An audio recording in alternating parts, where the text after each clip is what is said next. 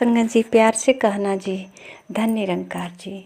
साथ संगत जी, अगर भाव नहीं है, श्रद्धा नहीं है तो भक्ति कैसे हो सकती है? परमात्मा के प्रति कैसे प्रेम हो सकता है? रिश्ता कैसे जुड़ सकता है? चाहे वो परमात्मा से जो भी हम रिश्ता बना लें, परम पिता परमात्मा, पिता का, माता का या प्रेमी का, पति पत्नी, जो भी कुछ संबंध बनाए तो सत्संग जी इसमें प्रेम तो होना जरूरी है, श्रद्धा, लगन। अगर प्रेम नहीं होता, श्रद्धा नहीं होता, विश्वास नहीं होता तो सत्संग जी ऐसे तो आप आपसी परिवार में भी प्रेम नहीं होता। और सच तो ये है सत्संग जी कि मन की भावनाओं को स्वतः जो है पता चल जाता है। अगर सामने वाला व्यक्ति के मन में, अगर घर में हो या बाहर हो, अगर मन में जिसके प्रति द्वेष होता है, जलन होता है, तो स्वतः जो है उसके अंदर भी इसके प्रति विरोध होता है। और जब दया होती है, प्रेम होता है, तो उधर से भी प्रेम, क्योंकि ये एक ही है, आत्मा एक ही है, सब तरह से इसका वाइब्रेशन जाता रहता है। सत्संग जी, अगर हम किसी के प्रति अच्छा सोचते हैं तो उधर से भी अच्छा ही सोच आता है। अगर किसी के प्रति बुरा सोचते हैं तो उधर से भी बुरा ही।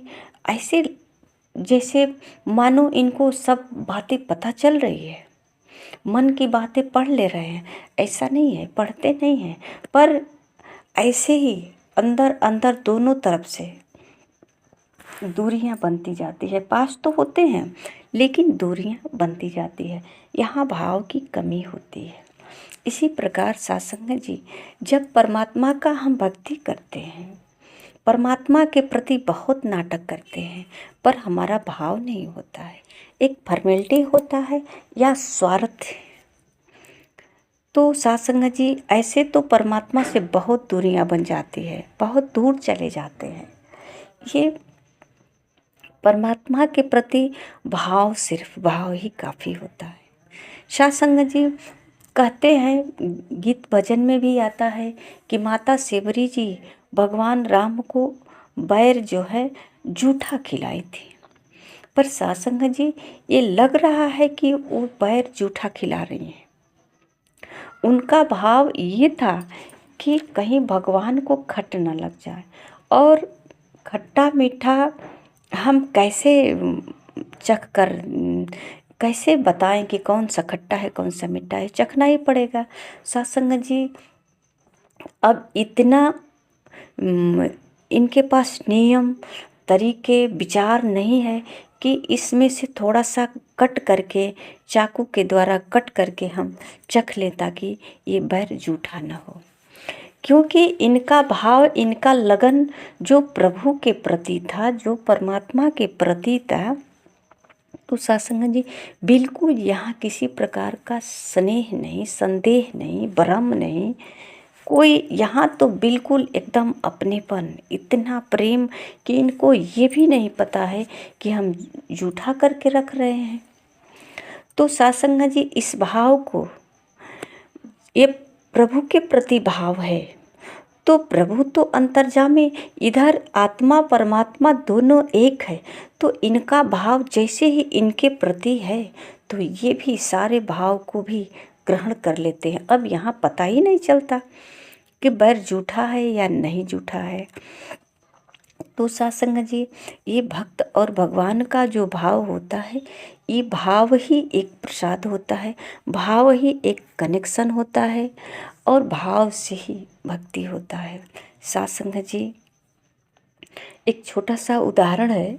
महापुरुष कहते हैं कि एक राजा अपने मंत्री के साथ घर से बाहर निकला, कहीं भ्रमण के लिए जा रहे होंगे, और रास्ते में एक दुकान पड़ा, और उस दुकान के पास जा कर के राजा थोड़ा सा ठमका यानी रुका, और रुक करके मंत्री से बोले कि इस दुकानदार को जब मैं देखता हूँ तो मन करता है इसका गर्दन काट दूँ।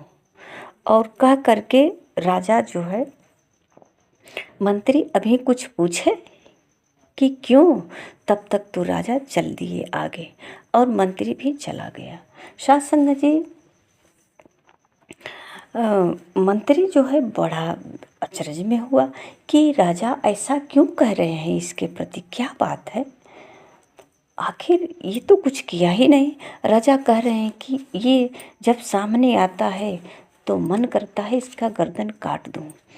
तो साध संगत जी, मंत्री जो है अगले दिन उस दुकानदार के पास गए और बोले कि और भाई क्या हालचाल है, आप कैसे हो, आपकी दुकान कैसे चल रही है।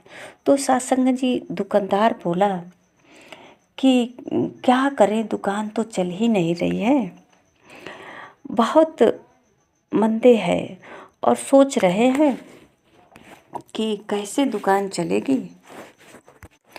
राजा की मृत्यु हो जाती तो ये मेरा चंदन की लकड़ी बहुत सारे बिक्री होता। तो साध संगत जी, ये मंत्री समझ गया, बस यही बात है, यही कारण है कि इधर दुकानदार के मन में ये बात है कि राजा जब मरेंगे तो ढेर सारे लकड़ियों का बिक्री होगा और मेरे दुकान से ही जाएगा। इस एरिया में आसपास में कहीं जो है दुकान नहीं है चंदन की लकड़ी की, मेरा ही तो दुकान है, तो राजा जब मर जाएंगे तो मेरे ही दुकान से लकड़ी जाएगी। ऐसा भाव दुकानदार के मन में था। इसीलिए राजा के मन में भी जब इसका आमना सामना होता तो राजा के मन में एक ऐसा भाव आता कि ये भी, इसको भी मार दूं। तो साध संगत जी, मंत्री जी समझ गए कि ये दोनों तरफ मारने की भाव है। तो मंत्री बोला कि आप ये चंदन की लकड़ी कुछ दे दीजिए मुझे। और पैसे दे कर के मंत्री आया और राजा से बोला कि राजा साहब, ये लकड़ी है, दुकानदार ने आपको गिफ्ट में दिया है, बोला कि ये राजा साहब को हमारे तरफ से दे दीजिएगा। तो राजा साहब बोले कि अरे वाह, ये दुकानदार तो बड़ा अच्छा निकला, हम तो इसको नाहक ही मारने के लिए सोच रहे थे, बहुत अच्छा है। तो साध संगत जी, जब ऐसे राजा साहब सोचे तो अगले दिन मंत्री जो है, राजा साहब बोले कि अच्छा ठीक है, जब वो हमारे लिए उपहार दिया है तो उसके लिए भी कुछ ले जा कर के दे दो, कुछ हीरे जवाहरात ले जाकर दे दो दुकानदार को। बस राजा के यहाँ से मंत्री कुछ उठाया और ले जा कर के दुकानदार को दे दिया और कहा कि आप को ये राजा साहब भेजवाए हैं कि दुकान नहीं चल रही है, तो लो तब तक ही अपना खर्च वर्च चलाओ। तो दुकानदार सोचा कि अरे वाह, हम तो राजा को ऐसे ही सोच रहे थे कि राजा मर जाते, राजा कितना दयालु है, हमें ऐसे ही दे गए, इतना उपहार में भेज दिए।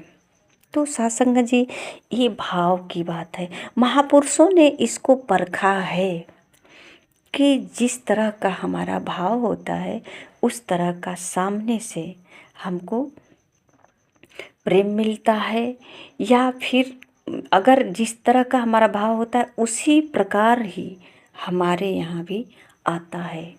तो साध संगत जी, हम किसी को जलन रखते हैं तो सामने वाला भी हमारे लिए जलन रखता है। इसलिए कहते हैं महापुरुष कि अगर प्यार चाहिए तो प्यार दे दो, अगर इज्जत चाहिए तो इज्जत दे दो, मान सम्मान चाहिए तो मान सम्मान दे दो। जो दोगे वही तुरंत जो है आएगा। तो साध संगत जी, वापस मिलेगा। तो हम क्यों ना, जब हमें ही चाहिए ये सब, तो हम सबको प्यार से ही बात करें, सबको इज्जत से ही बात करें, सबका मान सम्मान करें, आदर सत्कार करें। क्यों तिरस्कार करते हैं? तिरस्कार जब मुझे मिलती है तो बहुत तकलीफ़ होती है। लोग मुझे क्यों तिरस्कार करते हैं, ऐसा लगता है, बहुत कष्ट होता है। लेकिन कभी विचार करें कि हम तो किसी को तिरस्कार नहीं किया। ऐसा नहीं हो सकता कि कोई किसी को तिरस्कार न करे, कोई किसी को दुर्व्यवहार न करे और उसके साथ ऐसा हो। नहीं सत्संग जी, ये प्यार ज़रूर मिलता है, कहीं से न कहीं से प्यार ज़रूर मिलता है, मान सम्मान ज़रूर होता है।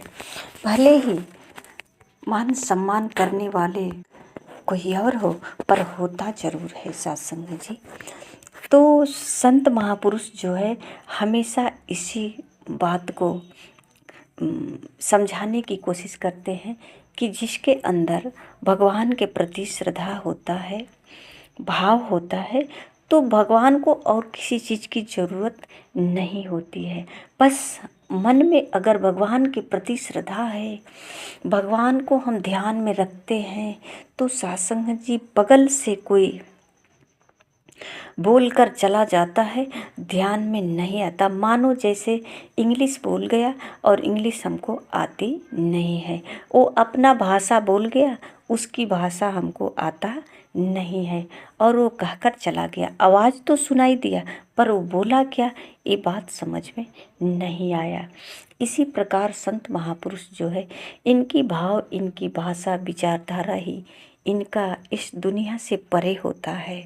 और इसी प्रकार सत्संग जी सभी को सकारात्मक भाव से, ये प्रभु परमात्मा से रिश्ता जोड़ने की संदेश देते हैं, उपदेश करते हैं कि परमात्मा से नाता जोड़ करके अपने जीवन को सफल बनाएं। सत्संग जी बहुत पहले से सुनते आते हैं ना कि जाकी रही भावना जैसी, प्रभु मुहूर्त दिन देखी तैसी। तो ये तो परमात्मा को जिस तरह, जिस भाव से हम देखेंगे, उसी भाव से परमात्मा मिलेंगे। अगर हम कुछ मांगते हैं तो ये, अगर हम भिखारी हैं तो ये दानी हैं, अगर हम भक्त हैं, इनकी प्रार्थना करते हैं, तो ये भगवान है। सत्संग जी यहाँ संपूर्ण हृदयवाणी में सद्गुरु फरमाते हैं, सम करके जो देख रही है वो दृष्टि है संतों की, पूरब पश्चिम उत्तर दक्षिण कुल सृष्टि है संतों की। सत्संग जी इनकी नज़र में, इनकी दृष्टि नर नारी में परमेश्वर को देख रही, इनकी दृष्टि सारे जग में जगदीश्वर को देख रही। सत्संग जी पूरब पश्चिम उत्तर दक्षिण, इनके लिए दिशा, कोई दिशा ऐसा शुभ अशुभ घड़ी नहीं होता। इनके लिए समभाव, सब में परमात्मा को, सब जगह परमात्मा को कहते हैं ना महापुरुष कि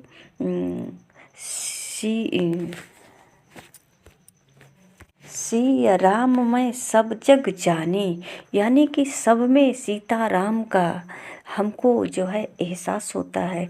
सबको सीताराम के रूप में देख करके सब में प्रणाम करते हैं, करहु प्रणाम जोर जुग पानी। सत्संग जी उसी को मतलब कि महापुरुष दोहराते गए, बताते गए कि जिसका ऐसा भाव होता है कि सब में परमात्मा का भाव, सब सच्चकार होता है, सब में जो है परमात्मा की स्नेह से देखते हैं कि अच्छा व्यक्ति है। सत्संग जी अच्छा सच्चा परमात्मा ही है, परमात्मा के सिवा कुछ भी नहीं है। अगर देखा जाए तो अच्छाई और सच्चाई परमात्मा के सिवा कुछ भी नहीं है। सब असत्य है, सब में कुछ न कुछ अवगुण है, पर सत्संग जी ये परमात्मा से ही तो सब कुछ बना है। अगर एक पृथ्वी से पौधा निकला है तो ये परमात्मा से ही तो निकला है, परमात्मा से भिन्न तो हो ही नहीं सकता। तो सत्संग जी ये लगता है कि पौधा अलग है, पर अलग नहीं है, क्योंकि इसकी जो हरियाली है या फिर इनके अंदर जो परिवर्तन होने की शक्ति है, ये परमात्मा ही तो है। तो सासंग जी परमात्मा से तो अलग नहीं हुए ना, पर परमात्मा भी नहीं हुए। संत महापुरुष जो है, जो सज्जन व्यक्ति हैं, इसमें जो परिवर्तन होता है उस शक्ति का एहसास करते हैं। जो हरियाली होती है उसकी एहसास करके ये प्रणाम करते हैं कि सब में परमात्मा का अंश है, सब परमात्मा से ही तो चल रहा है। यहाँ तो एक पत्ता न हिलने की बात कही जाती है, और ये सृष्टि कैसे चल रही है, कैसे सारा कारोबार चल रहा है, कितने बड़ी बड़ी जो है इंसान काम कर लेता है, कहता है कि मैंने इतना बड़ा काम किया है, कैसे किया है। तो सत्संग जी यहाँ कहते हैं मैंने किया, अपने बल से, अपने ज्ञान से, बुद्धि से, धन से, ये सब अपने आप पर थोप लेते हैं कि मैंने किया। तो सत्संग जी ये कुछ क्षण तो अच्छा लगा, अगर इसका परिणाम गलत निकल जाता है तो पाप का भागीदार होते हैं। जैसे अगर कोई व्यक्ति किसी बड़े अमीर घर में जा कर के उसके घर का जो है तिजोरी चुरा कर ला दी, या किसी बैंक में से पूरा खजाना उठा कर लाए और कहे कि मैंने तो बैंक को ही लूट लिया, मैंने तो राजा का तिजोरी ही लूट लिया, तो वो कह रहा है ना कि मैंने लूट लिया। तो सत्संग जी जिस दिन पकड़ में आएगा तो जो लूट लिया वही तो जाएगा जेल में। तो सत्संग जी इसका जिस दिन परिणाम आएगा तो उस दिन क्या ये बात वो दावे के साथ कह सकता है कि मैंने लूट लिया? ऐसा नहीं कहेगा। जब पुलिस की डंडा लगती है ना तो इनकार करता है, वहाँ नहीं कहता है कि ये मैंने किया। जब पिटाई ज़्यादा होती है तो तब जा कर के वो स्वीकार करता है अपनी गलती को। तो सत्संग जी मेरा कहने का मतलब ये है कि जो हम कार्य करते हैं, चाहे वो सही कार्य हो या गलत कार्य हो, परिणाम तो उसका आता। अच्छा करते हैं तो अच्छा परिणाम आता है, और गलत करते हैं तो परिणाम गलत ही आता है। सत्संग जी सज्जन व्यक्ति यही सिखाते हैं कि सोच समझ कर काम करो, जिसका परिणाम गलत ना आए। जो जिस सुख की तलाश में हम जो कर रहे हैं ना, कहीं ऐसा ना हो ये दुख में बदल जाए। कभी कभी होता है कि हम भक्ति भी करते हैं तो सुख के खातिर करते हैं। कोई चाहता है हमारे घर में बच्चे नहीं हैं, बच्चे पैदा हो जाएं, नौकरी चौकरी नहीं मिल रही है, नौकरी मिल जाए, बच्ची के लिए शादी विवाह करने के लिए बहुत सारे ऐसे इच्छाएं होती हैं। अगर ये हमारे मन्नत के आधार पे, किसी भगवान देवी देवता को हम मन्नत मानते हैं, उस आधार पे अगर ये पूर्ण नहीं होता है तो दुख होता है, अगर पूर्ण होता है तो खुश होते हैं। पर कितने दिन तक, फिर एक तो हुआ, फिर दूसरा कोई इच्छा जाग गया, तो फिर किस भगवान को मन्नत मानेंगे।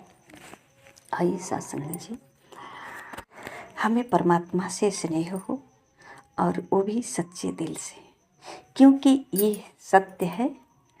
और सत्य दिल से अगर निस्वार्थ भाव से इससे स्नेह लगाएंगे, रिश्ता जोड़ेंगे, इनके प्रति अपने दिल में प्रेम रखेंगे, तो सत्संग जी ये सब कुछ अच्छा ही अच्छा करेंगे।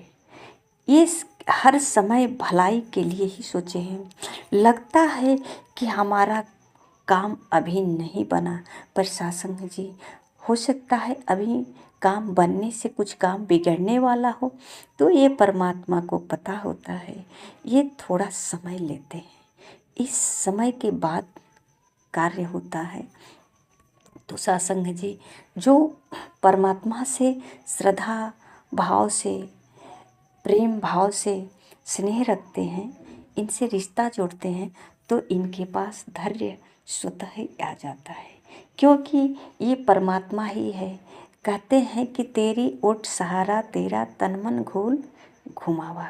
जैसे ही इनका ओट पकड़ लेते हैं सत्संग जी, ये मन भी कंट्रोल में आ जाता है, और धैर्यता आता है, प्रेम आता है, सहनशीलता आता है। इन सब गुणों से भर जाते हैं और जीवन में हरियाली आती है। साथ संग जी, प्यार से कहना जी, धन्य निरंकार जी।